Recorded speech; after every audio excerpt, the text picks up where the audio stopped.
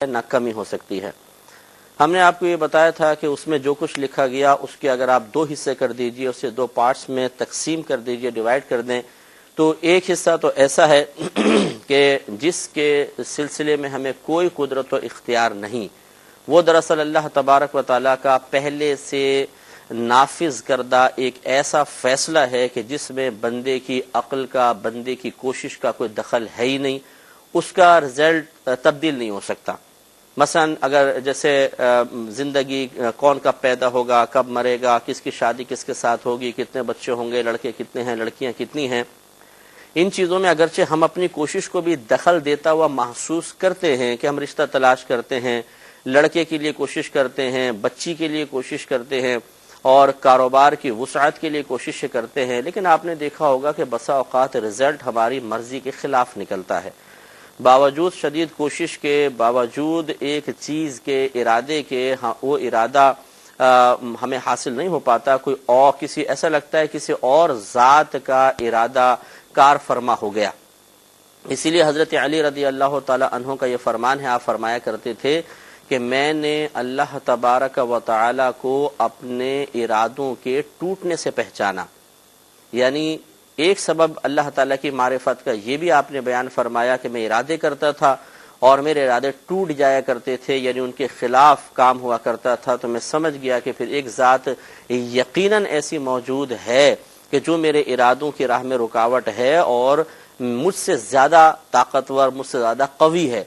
تو اس لیے ایک حصہ تو ایسا ہے کہ جس میں ہمیں کوئی قدرت و اختیار حاصل نہیں، اس کی تفصیل کیا ہے اسے جاننے کے لیے آسان سا طریقہ یہ ہے کہ اگلے حصے پہ غور کر لیں کہ جو دوسرا حصہ جس میں انسان کو مکمل طور پر اختیار دیا گیا ہے وہ ہے صحیح غلط، گناہ ثواب، نیکی بدی، اسلام اور کفر کا انتخاب،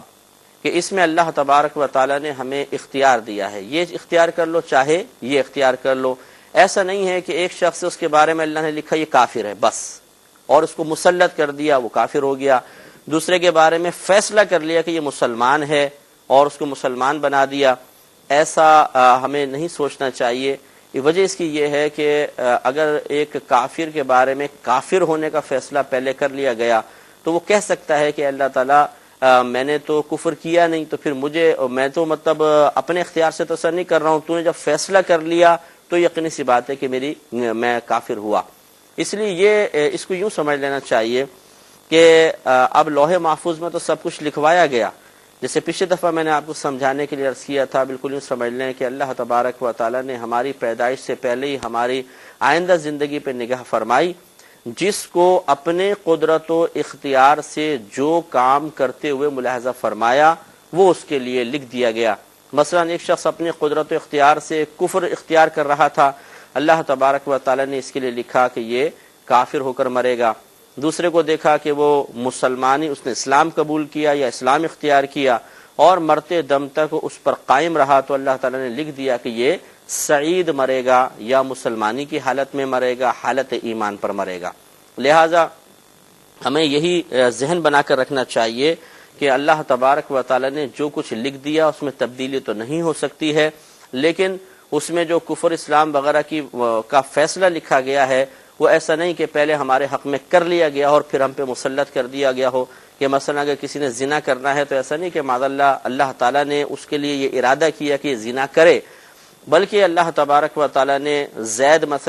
کو دیکھا یا اس کا اپنے علم سے اس کے بارے میں جانا کہ یہ اپنے قدرت و اختیار سے، اپنے ارادے سے زنا کر رہا ہے، تو وہاں لکھوا دیا کہ یہ فلاں وقت میں زنا کرے گا۔ اتنی ہی اپنے سوچ کو بس آپ رکھ کر اس مسئلہ تقدیر کو سمجھنے کی کوشش کریں، ورنہ اس میں بڑی گہرائی ہے۔ میں نے جیسے حدیث عرض کی تھی کہ نبی کریم صلی اللہ علیہ وسلم نے صحابہ کرام پر اظہار ناراضگی فرمایا کہ تم مسئلہ تقدیر میں کیوں جھگڑ رہے ہو، بلکہ یہاں تک بیان فرمایا کہ پچھلی قومیں فقط اسی وجہ سے ہلاک ہوئیں کہ انہوں نے مسئلہ تقدیر میں جھگڑا کیا۔ تو یہ بڑے پیچیدہ مسائل ہوتے ہیں، چونکہ لوگوں کے وسافظ بہت زیادہ ہیں، اس لیے ہم نے اس پر اختصار کے ساتھ کلام کرنا پسند کیا اور آپ کی خدمت میں عرض کر رہے ہیں۔ میں بہک سکوں یہ مجال کیا میرا رہنما کوئی اور ہے۔ اب عقیدہ تقدیر کا حکم کیا ہے پہلے یہ بیان کر دیتے ہیں، اور پھر انشاءاللہ اس پر کچھ کویسچنز ذہن میں بیدار ہوتے ہیں، ان سوالات کے جوابات ہوں گے، جس میں دو باتیں ہیں۔ پہلا بات یہ کہ کوئی عقیدہ تقدیر کا انکار کرے، میں تقدیر کو مانتا ہی نہیں ہوں، تو ایسا شخص تو کافر ہو جائے گا، بلکہ مرتد ہوگا، پچھلے سارے نیک اعمال برباد ہو جائیں گے، نکاح ٹوٹ جائے گا، اس کو اسلام دوبارہ قبول کرنا پڑے گا، اور تجدید ایمان کے ساتھ ساتھ پھر تجدید نکاح کرنا پڑے گا، تب کہیں جا کر یہ مطلب تمام اپنی سابقہ چیزیں پا سکتا ہے۔ تو اس لیے یہ عقیدے کا انکار کرنا کفر ہوتا ہے۔ اور اس کے بارے میں نبی کریم صلی اللہ علیہ وسلم کے فرمان ابو داؤد کی روایت ہے، حدیث نمبر 4071 ہے، جس سے یہ معلوم ہوتا ہے کہ عقیدہ تقدیر پر ایمان لانا لازم ہے، اگر ہم اس پہ ایمان نہیں لائیں گے تو دائرہ اسلام سے خارج ہو جائیں گے۔ حضرت ابن عمر رضی اللہ تعالی عنہ راوی ہیں، یہ نبی کریم صلی اللہ علیہ وسلم کے بارے میں کہتے ہیں کہ قالا، نبی کریم صلی اللہ علیہ وسلم نے ارشاد فرمایا کہ القدریۃ مجوس هذه الامت، کہ قدریہ فرقہ جو ہے وہ میری اس امت کا مجوسی ہے، مجوس فرقہ ہے۔ حالانکہ یہ ابھی پیدا نہیں ہوئے تھے، لیکن یہ قدریہ مینس تقدیر کا منکر، نبی کریم نے غیبی خبر دی کہ یہ بعد میں پیدا ہوں گے۔ ارشاد فرمایا ان مریضو، اگر یہ مریض ہو جائیں، فلا تعودوہم، تو تم ان کی عیادت مت کرنا، وان ماتوا، اور اگر یہ مر جائیں، فلا تشہدوہم، تو ان کے مسلمان ہونے کی گواہی مت دینا، کہ یہ مسلمانی پر نہیں مرے بلکہ عقیدہ تقدیر کا انکار کرنے کی وجہ سے دائرہ اسلام سے خارج ہو گئے۔ یہاں دو مسئلے معلوم ہوئے، ایک یہ کہ عقیدہ تقدیر پر قائم رہنا یہ لازم و ضروری ہے، اور نمبر دو کہ جو شخص بد مذہب ہو جاتا ہے، جس کا عقیدہ خراب ہو جاتا ہے، نبی کریم صلی اللہ علیہ وسلم نے اس کے حقوق کو سلب فرمایا، اور اس کا کسی حق کا کوئی حق اس کا پورا نہیں کیا جائے گا، نہ اس کی عیادت کی جائے گی اور نہ اسے مسلمان تسلیم کیا جائے گا۔ ایک اور روایت پہ دیکھیے، ابو داؤد کی روایت ہے اور حدیث نمبر 4072 ہے، حضرت حذیفہ رضی اللہ تعالی عنہ کہتے ہیں کہ نبی کریم صلی اللہ علیہ وسلم کا فرمان ہے کہ لکل امت مجوس، ہر امت کے لیے ایک مجوس ہے، ومجوس هذه الامت الذين يقولون لا قدر، اور میری اس امت کے مجوس وہ لوگ ہیں جو کہتے ہیں کہ تقدیر کچھ بھی نہیں ہے، وہ اس امت کے مجوسی ہیں۔ پھر ان کا حکم بیان کرتے ہوئے شاید فرمایا کہ من مات منہم، کہ جو شخص ان میں سے مر جائے، فلا تشہدوا جنازتہ، تو تم اس کے جنازے میں حاضر نہ ہونا، ومن مرض منہم، اور جو شخص ان میں سے مریض ہو جائے، فلا تعودوہم، تو تم ان کی عیادت مت کرنا، وہم شیعۃ الدجال، یہ دجال کا گروہ ہے، وحق علی اللہ، اور اللہ تعالیٰ نے اپنے ذمہ کرم پر لازم کر لیا ہے کہ ان یلحقہم بالدجال، کہ انہیں دجال کے ساتھ ملا دے گا۔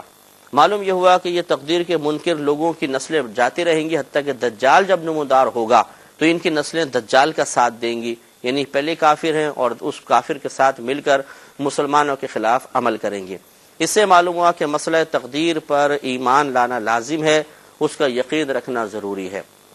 ایک پہلو تو یہ ہے، دوسرا پہلو یہ ہے کہ تقدیر کو برا کہنا، یہ بھی بڑا قابل گرفت معاملہ ہے۔ ہمارے ہاں تقدیر کو کوسا جاتا ہے کہ جی یہ پتہ نہیں ہمارا تو نصیب ہی خراب ہے،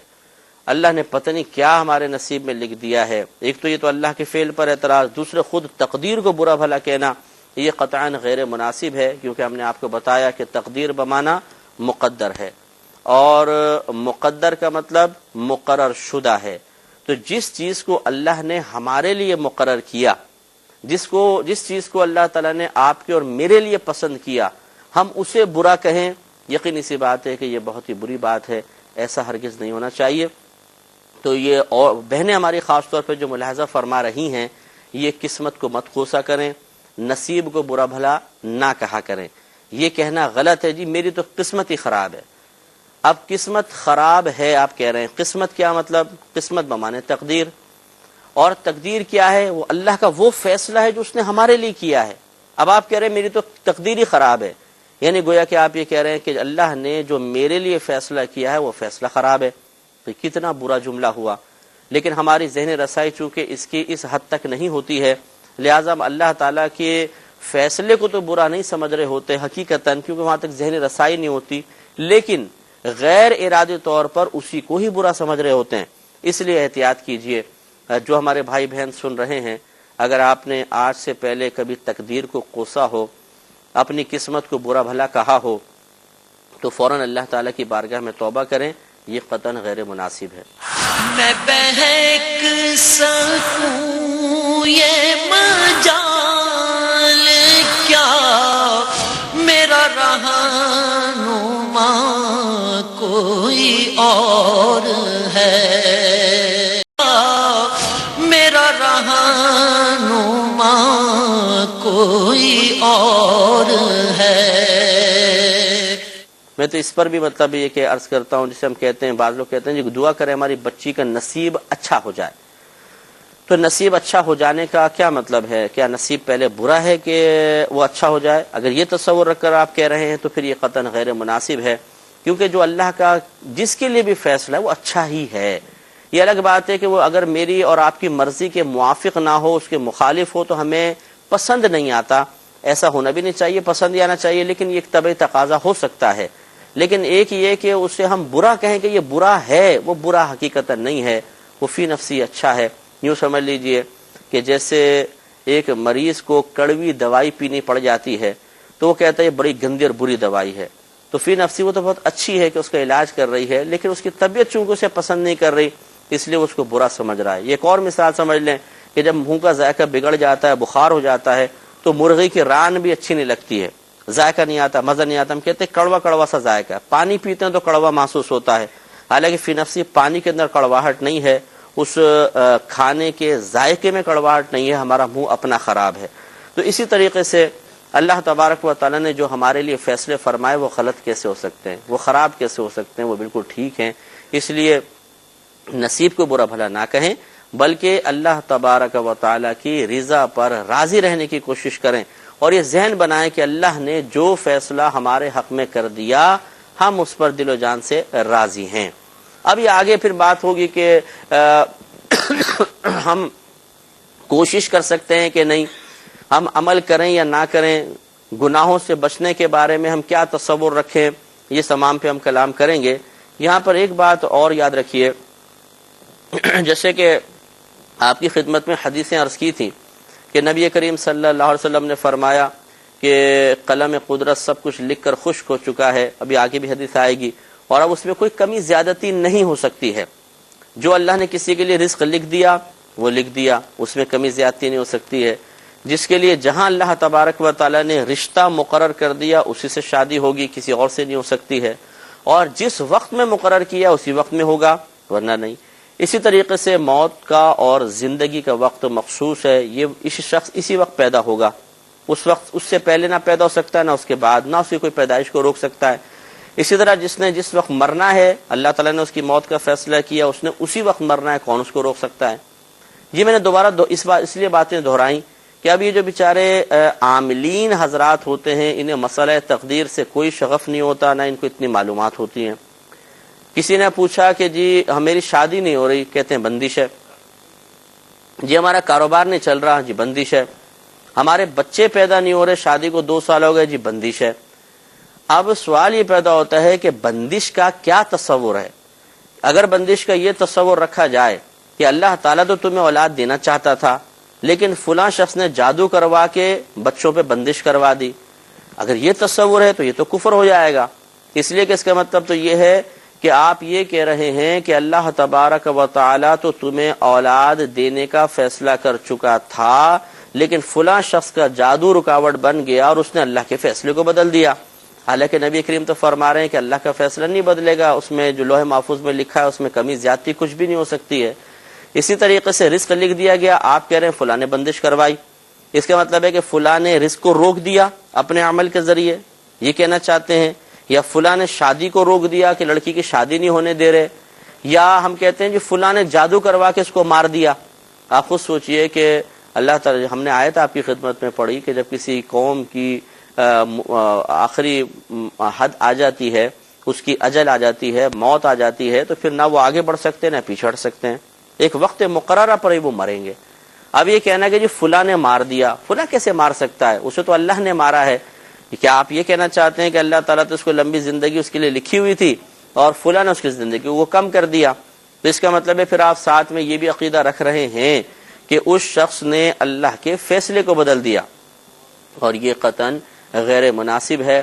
ہاں اگر بندش کا یہ تصور رکھا جائے کہ اللہ تبارک مثلا اولاد کے سلسلے میں کہ اللہ تبارک و تعالیٰ کا فیصلہ یہ تھا کہ انہیں 3 سال تک ان کے ہاں کوئی بچہ پیدا نہیں ہوگا، اور کسی نے جادو بھی کروا دیا کہ ان کے ہاں بچہ پیدا نہ ہو، اس نے 3 سال کی مدت رکھی نہیں رکھی، بہرحال جادو کروا دیا کہ بچہ پیدا نہ ہو۔ اب 1 سال گزرا بچہ پیدا نہیں ہوا، 2 سال گزرے بچہ پیدا نہیں ہوا، تو وہ جادو کروانے والا اور خود جادو کرنے والا خوش ہو رہے ہوں گے کہ دیکھو ہم نے بچے کو روک دیا۔ حالانکہ اگر آپ غور فرمائیں تو اللہ تبارک و تعالیٰ کا تو فیصلہ ہی یہ ہے کہ ان کے ہاں 3 سال تک بچہ پیدا نہ ہو۔ یہی وجہ کہ 3 سال گزریں گے، اگر اللہ تعالیٰ نے ان کے لیے بچے کا فیصلہ کیا ہوا ہے، 4تھے سال بچہ پیدا ہو جائے گا، گیا ان کا جادو۔ وہ آپس میں ٹکراتے رہیں گے کہ ارے یہ کہاں سے ہو گیا، ہم نے تو بڑے جادو کروائے تھے۔ اسی طرح آپ دیکھیں کہ بہت سے لوگ کاروبار پہ جادو کرواتے ہیں، صحت پہ کرواتے ہیں، مارنے کے لیے کرواتے ہیں، لیکن کچھ بھی نہیں ہو پاتا، رزلٹ نہیں نکلتا۔ لہٰذا بندش کا اگر یہ تصور رکھا جائے کہ بعض اوقات کسی شخص کے نے جو ایک بندش کا عمل کیا ہے، مثلا جس کو بندش کہتے ہیں، وہ اللہ تعالیٰ کی مرضی کے موافق ہو جاتی ہے کہ اللہ کا فیصلہ یہ ہوتا ہے کہ بندے کو کمی دے گا اور بندش بھی اسی چیز کی کروائی گئی ہے اور یہ موافق ہو گئے تو ٹھیک۔ لیکن اگر یہ عقیدہ رکھا کہ اس شخص کی بندش کروانے کا عمل اللہ کے فیصلے کو بدل دے گا تو یہ تو کفر ہے، انسان دائرہ اسلام سے خارج ہو جائے گا۔ اس لیے یہ اچھی طریقے سے اپنے ذہن میں رکھنا چاہیے۔ ایک یہ سوال وہ جواب تو ہو گیا ہے، لیکن میں چاہتا ہوں کہ وضاحت سے ہو جائے، لیکن ٹائم بھی بہت کم ہے۔ انشاءاللہ زندگی رہی تو دوسرے اگلے پروگرام میں ہم کچھ سوالات لیں گے اور ان کے جوابات لینے کے بعد انشاءاللہ مسئلہ تقدیر کو مزید واضح کریں گے۔ اللہ تعالی ہمیں اس پروگرام کو دیکھنے کی بھی توفیق عطا فرمائے۔ آمین۔ وآخر دعوانا ان الحمدللہ رب العالمین۔